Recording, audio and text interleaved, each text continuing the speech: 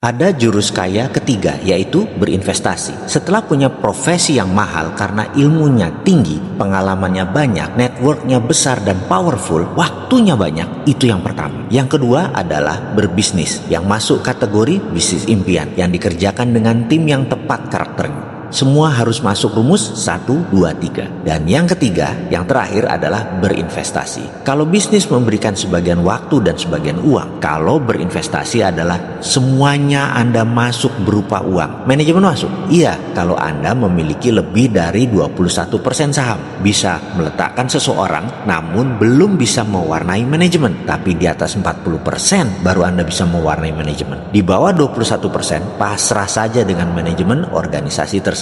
Karena itu, memilih perusahaan yang manajemennya bagus, sistemnya bagus, SDM-nya bagus, pasarnya luas, kompetitornya sedikit, produknya unik dan unggul, permintaannya tumbuh terus setiap tahunnya, bahkan trendsetter, itulah seni memilih perusahaan yang akan kita invest. Ini tempat investasi idaman namanya. Sudah lebat buahnya, rindang pohonnya, pendek lagi buahnya, gampang dipetik. Itulah low hanging fruit bisnis yang jadi idaman para investor. Kita sebagai investor mentalnya beda dengan pebisnis atau kaum profesional. Di sini ada resiko. Resikonya besar. Salah satunya karena Anda tidak pegang kendali manajemen. Di sini sekali lagi prinsipnya ada ilang-ilangan dan harus berani. Di sini harus punya prinsip. It's not how much money you can get, but how much money you willing to sacrifice. Bukan berapa besar uang yang akan Anda peroleh, tapi berapa berani Anda berkorban. Dalam pelajaran investasi, saya tidak akan mendetailkan pilih mana bisnis yang baik, perusahaan macam apa, bidang apa yang bagus saat ini,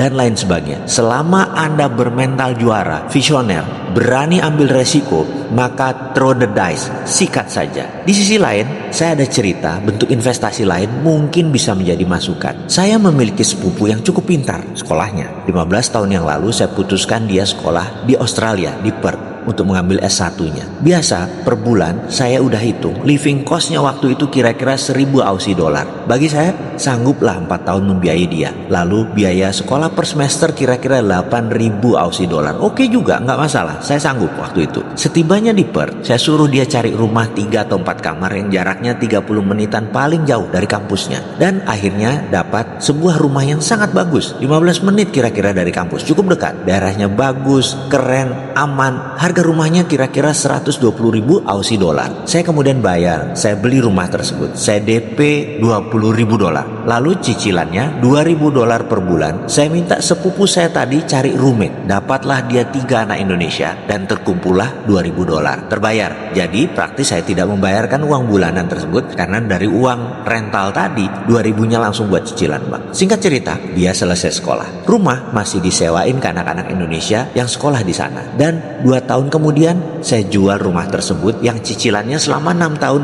sudah membayari 80% harga rumah tersebut. Saya tinggal punya mortgage loan kira-kira 25.000 Aussie dollar. Rumah tersebut dijual dengan harga 150.000 Aussie dollar. Intinya, saya sekolahkan sepupu saya di tahun ke-7 masih ada uang 3.000 dolar Aussie. Bukan balik modal aja, untung. Selanjutnya, uang tadi yang 30.000 dolar Aussie tadi saya convert ke dolar Amerika dan saya lakukan hal yang sama. Saya DP rumah di San Francisco di daerah Daly City sejak 7 tahun yang lalu. Sehingga selain kalau jalan-jalan ke state ada tempat untuk nginep, bisa bring back the memory karena 6 tahun dulu saya kuliah di sana, saya juga dapat duit karena asetnya naik. Yang telah dicapai apa? Sudah selesai 2 sepupu sekolah di sana, 1 keponakan dan 1 anak kandung saya. Nggak ada cicilan lagi untuk tanah tersebut. Ada keluar uang lah buat anak tersebut kuliah di sana, tapi kecil jika dibandingkan nanti ketika menjual rumah tadi. Sampai saat ini sih belum dijual, masih disewakan, masih dapat omset, masih dapat revenue. Oke, baiklah. Semoga sahabat bisa mendapatkan intisari dari pelajaran investasi yang beragam jenisnya, di mana esensinya sama. Kecilkan resiko, namun willing to sacrifice. Selamat melempar dan